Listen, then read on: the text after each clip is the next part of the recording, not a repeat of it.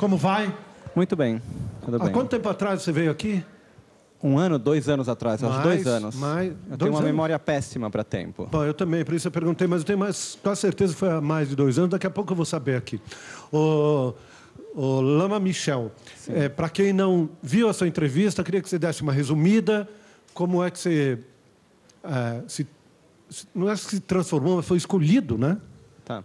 Para ser você que tem um pai judeu, não é isso? Pai de família judia, mãe de família presbiteriana, protestante. E agora você é budista. Isso. Meus pais também seguem o budismo, né? Ah, tá. O que ocorreu foi que eu conheci o budismo quando eu tinha 5 anos. Não vou agora ficar aqui contando o detalhe para não perder o nosso tempo. Mas isso foi através de quando meu mestre, Lama Gangchen, veio ao Brasil pela primeira vez. E meus pais ajudaram na organização, como uma forma de estar fazendo um favor para um amigo.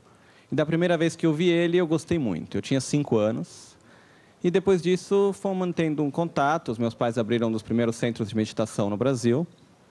O Centro de Dharma da Paz, em São Paulo, que tem até hoje. E com isso, quando eu tinha em torno de 8 anos, a gente fez uma viagem para a Índia, do sul da Índia até o Nepal. E nessa viagem, Lama Gangchen e outros mestres me disseram: você é a reencarnação de um mestre tibetano. Eu falei: muito obrigado, tchau. Pode parecer estranho vir de mim, mas eu sou e sempre fui um pouco cético. Eu não gosto de ficar mistificando as coisas. Então eu voltei, e quando eu tinha... Ninguém nunca me disse: você deve ir ao monastério. Mas quando eu tinha em torno de 11, 12 anos, eu comecei a me perguntar: o que eu quero fazer? O que eu estou fazendo aqui? Para que estudar matemática, geografia, inglês, português, ciência, estudos sociais, etc, etc. A única resposta que eu encontrei, porque eu tinha uma vida ótima aqui. Eu ia numa boa escola, tinha ótimos amigos, estava bem com a família, não tinha problema algum. E a resposta que eu encontrei foi: vou estudar para ir para uma universidade, ganhar um bom diploma, se tudo der certo, encontrar um trabalho que eu goste e ganhe bem. Aí eu comecei a observar e eu vi muita gente que tinha dinheiro, estava bem na vida do ponto de vista materialmente, e não é que estava tão feliz assim, sempre reclamando de uma coisa ou outra. E eu vi meu mestre Lama Gangchen sempre contente, satisfeito, feliz. Eu falei: quero ser como ele. Foi isso que me levou a decidir ao monastério quando eu tinha 12 anos. Bom, você hoje mora na Itália, mas evidentemente está atento aos acontecimentos no Tibete. Eu queria... Bom, o Tibete está invadido, vamos chamar assim, pela China desde 1951. 59. 59? Na verdade, o que ocorreu foi que os chineses começaram a chegar mais ao Tibete em 49 e o Dalai Lama deixou o Tibete em 59. Ele deixou em 59. Bom, e hoje a gente vê essa questão da invasão sendo questionada perto dos Jogos Olímpicos da China, e imagens que a gente vê de monges vestidos como você se revoltando no Tibete contra a ocupação. Agora, a estratégia chinesa foi uma estratégia muito, vamos chamar assim, entre aspas, inteligente, porque eles não só ocuparam, como também começaram, entre aspas, a colonizar, a levar chineses para o Tibete, e hoje o percentual de tibetanos é inferior, a população tibetana é inferior ao número de chineses que moram no Tibete. Eu queria que você fizesse uma avaliação do que está acontecendo lá e que tipo de relação pessoal você tem com o Tibete ou com os monges de lá. Antes de tudo, nada é simples, nada acontece do nada. Para que a gente possa observar bem uma situação como essa situação do Tibete, que ainda mais é uma situação política. Eu, pessoalmente, não gosto de política, não me meto na política, qualquer política que seja. A gente nunca pode, para poder julgar algo, a gente nunca pode apenas olhar por um lado da história. A gente tem que aprender a ter uma visão mais global da mesma situação, daquilo que acontece, né? Então, o que chega a nós aqui em relação à história do Tibete é um lado da história. É quem está contando a história, os tibetanos. Muitas vezes a gente não conhece o outro lado da história também, né?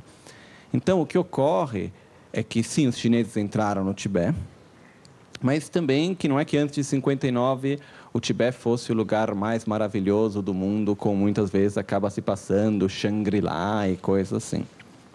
A gente tem que se lembrar também que em 49 foi quando o governo chinês começou a chegar no Tibete, estava apenas nascendo a República Popular da China, um governo socialista comunista, e estava vendo o seu vizinho, Tibete, sistema feudal teocrático. Então, um governo socialista comunista diante de um sistema feudal viu como uma liberação aquilo que estava sendo feito.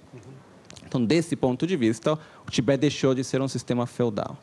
Mas é claro que o que eles trouxeram foi desenvolvimento econômico, material, etc., etc., mas tem fazendo com que o povo tibetano perdesse um lado de sua identidade, o que o povo tibetano nunca aceitou.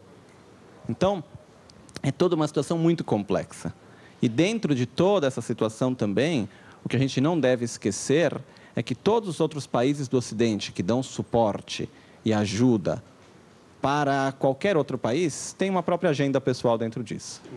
Então, dentro de todos esses anos, desde 48, o governo americano tem dado suporte para o Tibete, através da CIA e outras formas também.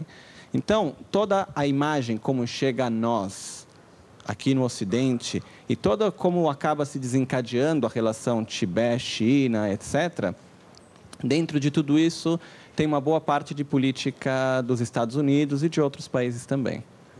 Então, isso é uma das coisas que a gente acaba muitas vezes não levando em consideração dentro de toda essa situação. Mas, então, deixa eu só entender bem rapidamente. Você, em relação à ocupação chinesa, você é contra? Você acharia melhor que houvesse um governo tibetano independente ou não?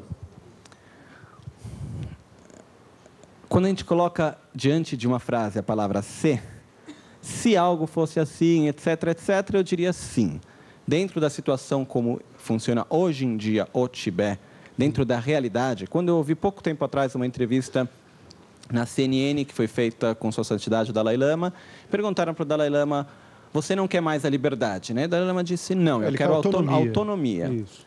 Dentro, fazendo parte da China. E o que você diz para os tibetanos que querem lutar pela liberdade? Ele respondeu, be realistic, seja realista.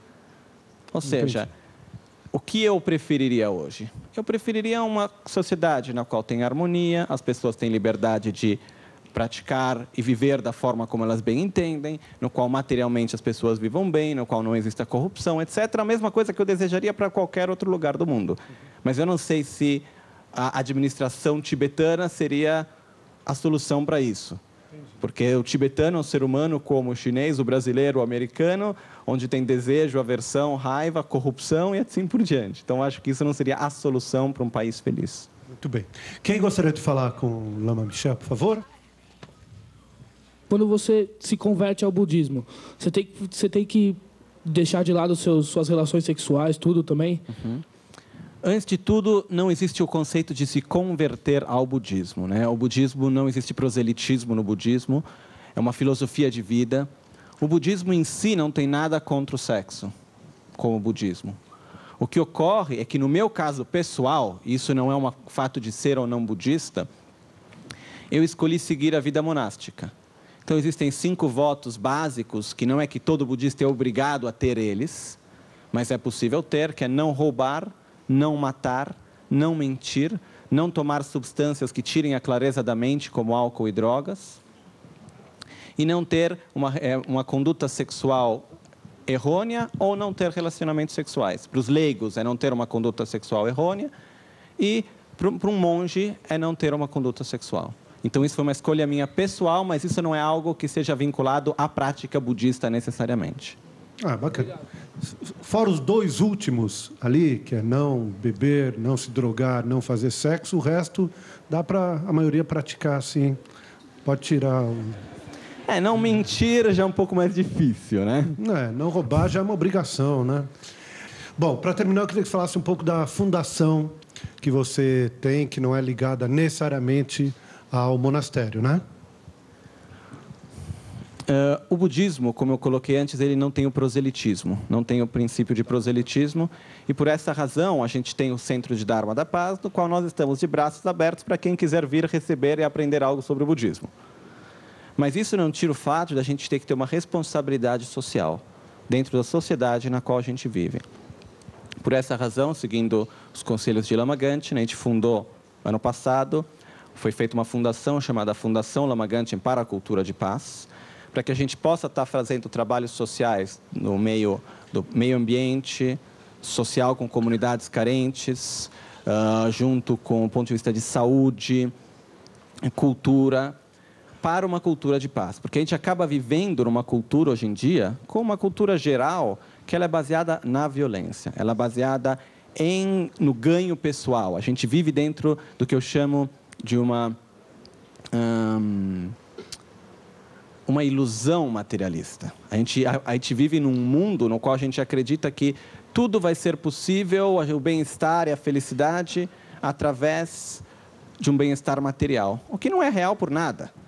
Quantas pessoas eu não conheço que materialmente estão muito bem e não são por nada felizes, né? Então, o que ocorre é que a gente tem que mudar um pouco o parâmetro de referência do que é o bem-estar, do qual é o objetivo que a gente quer chegar. Dinheiro, prazeres e poder não leva à felicidade. Então, a fundação, ela tem, entre outros objetivos, que são bem práticos do ponto de vista ambiental, social também, é de estar levando os princípios de uma cultura de paz para a nossa sociedade. É importante colocar que não é uma fundação budista, porque dentro da fundação não tem o objetivo de converter ninguém ao budismo.